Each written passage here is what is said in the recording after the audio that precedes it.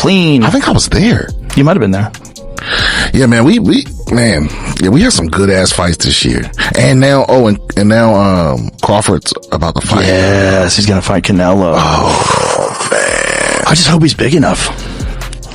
I hope he's big enough to keep that dude off him, because Canelo hits so hard, man. There's just guys that just have preposterous power, and Canelo is a guy that has power but is constantly working on it. There's a great clip of him working with Andy Ruiz. You know that shield, that weird hand shield that they hold up for hooks? Yeah. And he's like, this is not for speed. This is just power. Just power. He's like, don't try to be fast with this. Just power. And you see him just, hey, boom. Bro, he hits so hard. After watching Canelo Alvarez at the press conference, Joe Rogan didn't hold back. He said Crawford should cancel the fight immediately. Rogan, usually cool-headed, admitted Canelo's intense focus and killer vibe shook him. Even though Crawford talked tough, Rogan believes Canelo looked like a man on a mission, dangerous, locked in, and ready to destroy. According to Rogan, if Crawford steps into the ring, it might be the biggest mistake of his career. Oh, Canelo Alvarez body shots. Like, maybe there's a video we could look. He's got a beautiful one where he steps in and just rips that left hook to the liver, and just your body just goes deep. It just shuts down. It's the weirdest feeling, man. It's like your legs stop working, everything stops working. Your whole body just seizes up.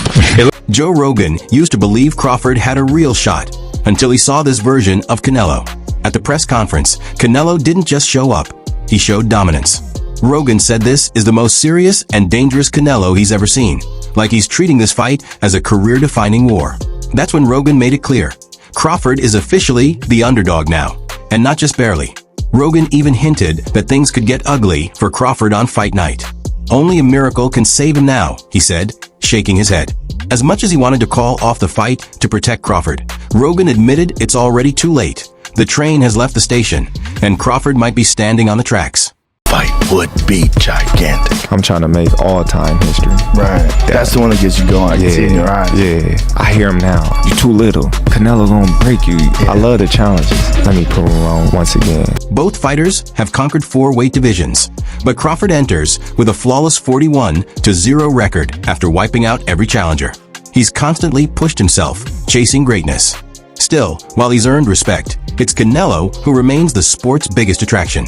Despite some criticism over the years, Alvarez continues to be seen as one of the best, overshadowing even the undefeated Crawford. For sure, them belts coming with me. They coming home with me. I'm telling you right now. You can see it, but it's gonna be difficult. You take it to your I'm taking them, and ain't nothing you gonna be able to do about it come fight night. I know Turkey's in your corner, I promise you. But look, it's gonna be very difficult. He's gonna be so mad that day. Believe me. When 2 elite champions from different weight classes face off, someone's bound to be at a disadvantage. And in this case, it's clearly Crawford. Size matters at this level, and even the smallest edge can decide a fight. Joe Rogan pointed this out early on, right after the fight was announced. He was already worried about Crawford moving up 2 weight divisions just to meet Canelo. To Rogan, that's not ambition, it's danger. And it might be the exact thing that breaks Crawford on fight night. I see you. I see you. You see I'm different. I see you too. You see I'm different than all the other ones. No, I see you. No, you don't know different. You're nothing different. I'm different. Nothing different. I'm different. We'll see. You're going to see. We'll see. It. We'll see. We're going to see. Crawford made his name as a lightweight, but now he's jumping all the way up to 168 pounds to face a monster like Canelo, who's even fought at light heavyweight. This massive weight jump is already raising eyebrows, and it's shaping up to be the major concern heading into the fight. Crawford may be technical and sharp, but will that matter against Canelo's size and raw power? On the Joe Rogan Experience, while talking with comedian Brian Simpson, Rogan didn't sugarcoat it. He's had Crawford on the podcast before, he respect him, but this time, he sounded genuinely worried. "I just hope he's big enough to keep that dude off him," Rogan said. "Canelo hits so hard, man." The truth? Rogan isn't sure skill alone can save Crawford from getting overwhelmed. Look at the elite of the elite boxers. To a man, to every one of them, they're disciplined. and they stay focused. I'm so excited to see this fight with Canelo Alvarez because I think the Saudi Arabians have so much money. They are throwing so much money at boxing, and the guy who's the head of boxing over there wants to make that fight happen. I think Terence Crawford, forget about the 3 weight classes. I think he could beat Canelo. I think he can too. Crawford doesn't seem worried at all about jumping up 2 weight classes. He's been chasing this mega fight with Canelo for a while now. But here's the wild part. He's skipping a tune-up fight completely.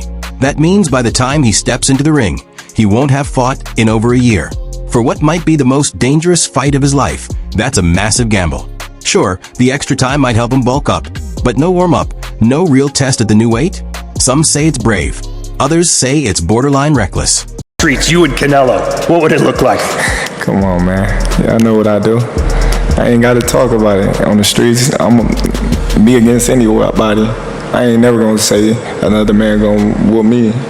So, you know what I mean? That's your answer right there. I guess in Guadalajara, you think it'd be a little different on the streets if Terence came to town? I think every city, every place is different, no? It's different. But we don't talking about the streets. We're talking about boxing, the beautiful sport of boxing. So that's different, way different than the streets. Fans of Joe Rogan's show were stunned when he suddenly flipped after backing Crawford early on. He's now sounding the alarm. At first, Rogan seemed confident in Crawford, but now he's clearly leaning toward Canelo. Many believe Canelo, sitting comfortably at super middleweight, will be just too big for Crawford, who spent most of his career at 147 pounds and only recently fought at 154. Oddly enough, Rogan originally said the size difference wouldn't be a big deal, but now he's clearly worried. Some fans are calling it a full-on switch-up, maybe even a betrayal. Dude that, like, I believe all the he be talking. Crawford? Yeah. Oh, he's good. He don't just be saying They tried to say that, like, Errol Spence was damaged because of what Crawford did to him because he was damaged from the car accident. I'm like, maybe. Or maybe Crawford would have done that 3 years ago. I think he's that good. He's just so skillful. Joe Rogan pushed back on the critics, saying Crawford isn't as small as everyone thinks. On episode 2286 of his podcast with Antonio Brown, Rogan argued that the 37-year-old still has plenty of time to pack on serious weight before fight night. He couldn't hide his excitement either, calling the matchup the one he's most hyped for. But even with all that energy, Rogan circled back to the same elephant in the room, the size gap. No matter how thrilled he is, even Rogan knows that when it comes to Canelo's power and frame, Crawford may be climbing a mountain few have ever conquered. Slick. And when he gets, and he's also the best guy in the sport at switch hitting. He'll go from southpaw to orthodox and be just as good and trip you up. Like you think he's going to start southpaw, he starts orthodox. You prepare for orthodox, he's fighting southpaw. He feels like he's got you timed better orthodox, he'll switch it up. You know, super accurate. Joe Rogan fired back at the doubters, saying people think Terence is too small. He just weighed in at 185 pounds the other day. He reminded fans that Crawford only recently won a title at 154 pounds, after spending most of his career at 147. So, yes, he's moving up, but it's not like he doesn't have time to bulk up. Still, despite his skills, a lot of fans think Crawford's just lining up to be the next victim on Canelo's hit list. The skepticism runs deep, mainly because Crawford, now 37, is making a huge jump without any rehydration clause to protect him. That's a serious risk. But here's the twist. Crawford isn't just any fighter. With a perfect 41-0 record and 31 knockouts, he's one of the most technically gifted boxers alive. His last fight? A dominant win over Israel Madrimov by unanimous decision. Yet, even with that resume, many still doubt he can survive Canelo's world. Oh, he just knows so much about boxing, about where to be and what's coming, and he's a strategist that's also entertaining. Yeah, you know what I mean. He's an artist. Like remember, like a young B-Hop. Yeah, it was like just so sharp and made it look almost entertaining. You know what I mean? Roy Jones in his prime. It was art. You were watching art. He's piecing up people. It was Terence Crawford is chasing greatness, but many, including Joe Rogan, are torn between admiration and concern. From weight jumps to skip tune-ups, to Canelo's terrifying power and size, the odds look stacked. Can Crawford shock the world, or is he walking straight into a disaster? Let us know where you stand. And don't forget to subscribe for more raw boxing takes, fighter breakdowns, and behind-the-scenes drama.